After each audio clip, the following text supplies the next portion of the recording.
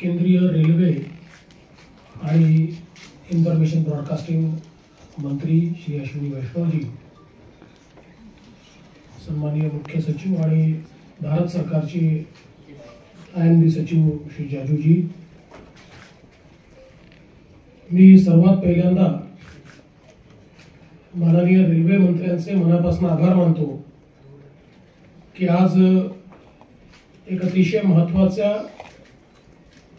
लिंकचं या ठिकाणी त्याची सुरुवात त्यांच्या माध्यमातून होते आहे। गोंदिया बल्लारशाह रेल्वे लाईनचं दुहेरीकरण, ज्याकरता 4819 कोटी रुपये हे केंद्र सरकारने या ठिकाणी दिलेले आहे आणि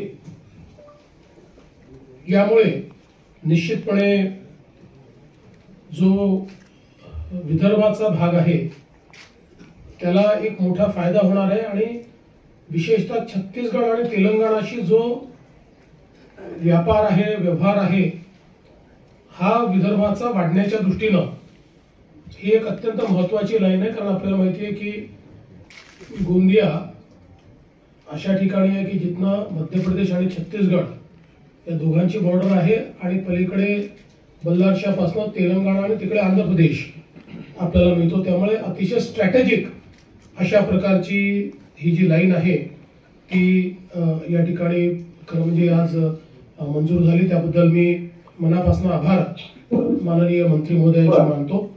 त्यांनी सांगितलं की जवळपास 1,73,000 कोटी रुपये केंद्र सरकार रेल्वे इन्फ्रास्ट्रक्चर मध्ये महाराष्ट्रामध्ये खर्च करते आणि विशेषतः 132 स्टेशन्स महाराष्ट्रातले केंद्र सरकारने रेल्वे मिनिस्ट्रीने रिडेव्हलपमेंट करता घेतलेली आहे, ज्यामध्ये आपलं छत्रपती शिवाजी महाराज टर्मिनस देखील आहे आणि महाराष्ट्रातले जवळजवळ सगळे महत्त्वाचे स्टेशन्स याचं वर्ल्ड क्लास स्टेशन्स मध्ये ट्रान्सफॉर्मेशन हे रेल्वे विभागाच्या माध्यमातून होत आहे। यावर्षी देखील जवळपास 24,000 कोटी रुपये 23,700 कोटी रुपये हे रेल्वे बजेटमध्ये आपल्याला मिळालेले आहेत।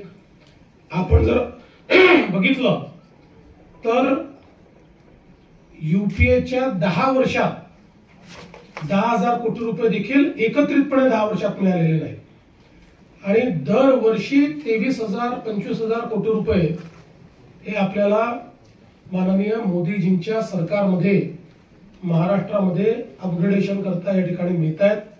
नवीन रेल्वे लाईन्स देखील सुरू होत आहेत आणि यासोबत एक अजून खूप आनंदाची गोष्ट आहे की केंद्र सरकारच्या माध्यमातून आता लवकरच छत्रपती शिवाजी महाराज सर्किट हे देखील या ठिकाणी सुरू होणार आहे, ज्याच्यामध्ये अतिशय सुंदर अशा प्रकारची आयकॉनिक रेल्वे 10 दिवसाचा टूर हा छत्रपती शिवाजी महाराजांच्या जे काही विविध महत्त्वाचे किल्ले आहेत किंवा जागा आहेत आणि अर्थातच त्याच्याशी संबंधित इतर जे काही आपले सांस्कृतिक स्थळ आहेत याला जोडणारा याचीही सुरुवात ही रेल्वे विभाग त्या ठिकाणी करतो आहे।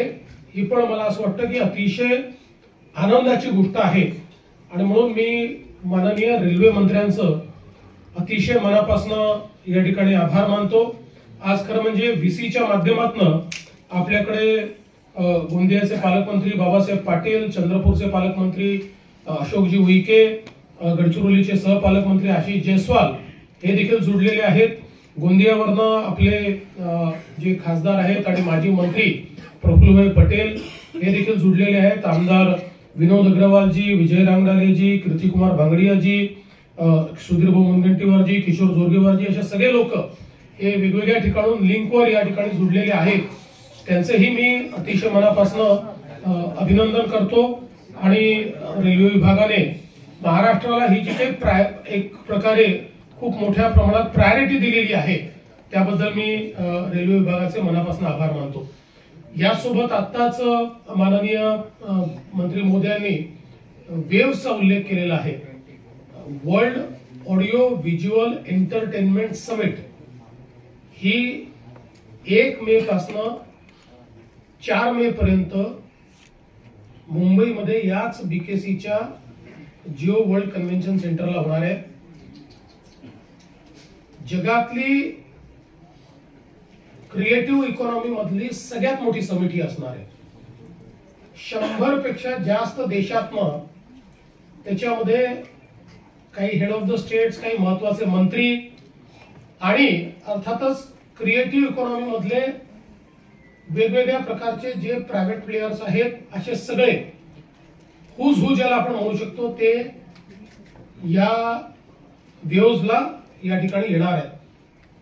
आणि माननीय प्रधानमंत्री महोदयांची इच्छा आहे की दरवर्षी हा इव्हेंट क्रिएटिव्ह इकॉनॉमीचा भारतामध्ये होईल, इथेच आपल्याकडे होईल.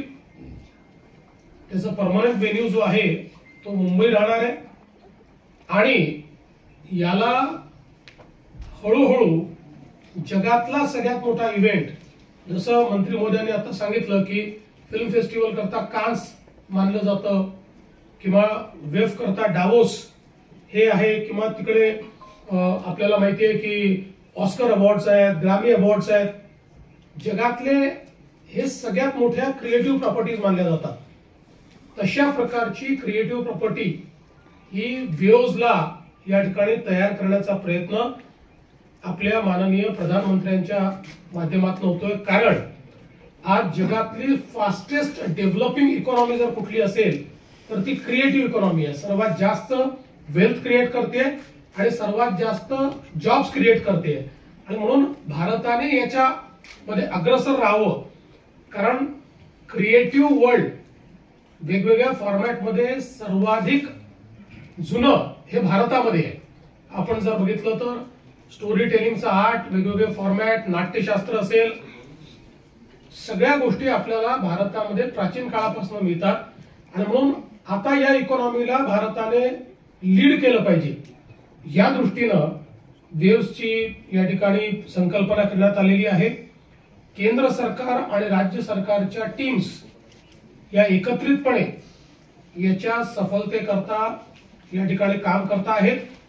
आणि यातलाच एक महत्वाचा मुद्दा म्हणजे जो मंत्री महोदय आप बोलते समय थोड़ा आपके दिमाग भूल गए, मैंने आपने बहुत महत्वपूर्ण संस्था महाराष्ट्र को दी है, जो है IICT, Indian institute of technology जशी आहे तशी Indian institute of creative technology ही देशातली सगळ्यात प्रायमरी क्रिएटिव्ह टेक्नॉलॉजीची संस्था असणार आहे. आपलं जे फिल्म सिटी आहे तिथे आपण जागा दिलेली आहे. यामध्ये केंद्र सरकार, महाराष्ट्र सरकार आणि फिकी वगैरे सारखे काही लोक असे एकत्रित येऊन ही संस्था या ठिकाणी उभी करणार आहेत. वन ऑफ इट्स काइंड अशा प्रकारची ही अतिशय महत्वाची संस्था ही महाराष्ट्राला दिल्याबद्दल मी माननीय मंत्री महोदयांचे आणि देशाचे प्रधानमंत्री महोदय यांचे आभार मानतो की क्रिएटिव्ह वर्ल्ड मध्ये आपण या माध्यमातून खूप पुढे जाणार आहोत. यासोबत मंत्री महोदयांनी अजून एक महत्वाचा निर्णय घेतलेला आहे.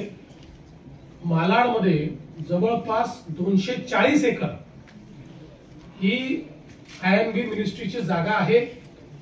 महाराष्ट्र सरकार सोबत कोलॅबरेट करून या क्रिएटिव्ह स्पेस मधली सगळ्यात मोठी अशा प्रकारची त्या ठिकाणी व्यवस्था ही उभी करण्याचा मानस हा मंत्री महोदयांनी त्या ठिकाणी बोलून दाखवलेला आहे. त्याच्यामुळे क्रिएटिव्ह वर्ल्ड मध्ये आणि विशेषतः फिल्म, पोस्ट प्रोडक्शन किंवा स्टुडिओज या सगळ्या गोष्टींमध्ये वर्ल्ड क्लास अशा प्रकारची व्यवस्था ही मुंबईमध्ये तयार करून मुंबईला पुन्हा एकदा, आता आपण भारताचं एंटरटेनमेंट कॅपिटल आहोत, पण वर्ल्ड एंटरटेनमेंट कॅपिटल मुंबईला करता येईल अशा प्रकारचं को क्रिएशन हे केंद्र सरकार आणि राज्य सरकार मिळून या ठिकाणी करणार आहेत. त्याही बद्दल मी माननीय मंत्री महोदयांचे आभार मानतो. लवकरच या संदर्भातले MOUs देखील आम्ही करू आणि त्या संदर्भातली पुढचं प्लॅनिंग देखील जे आहे ते आम्ही निश्चितपणे सादर करू. पण मला असं वाटतं की या वेव्हजच्या माध्यमातून एका ज्याला आपण क्रिएटिव्ह स्पेसच्या कन्व्हेन्शन मध्ये ग्लोबल मॅपवर मुंबईला आणण्याचा आपला प्रयत्न आहे आणि तो यशस्वी होईल. आपल्यालाही सगळ्यांना माझी विनंती आहे की आपण याला वाईड पब्लिसिटी द्यावी, जास्तीत जास्त लोकांपर्यंत पोहोचेल अशा प्रकारचा प्रयत्न आपण सर्वांनी करावा, अशा प्रकारची आपल्याला विनंती करतो.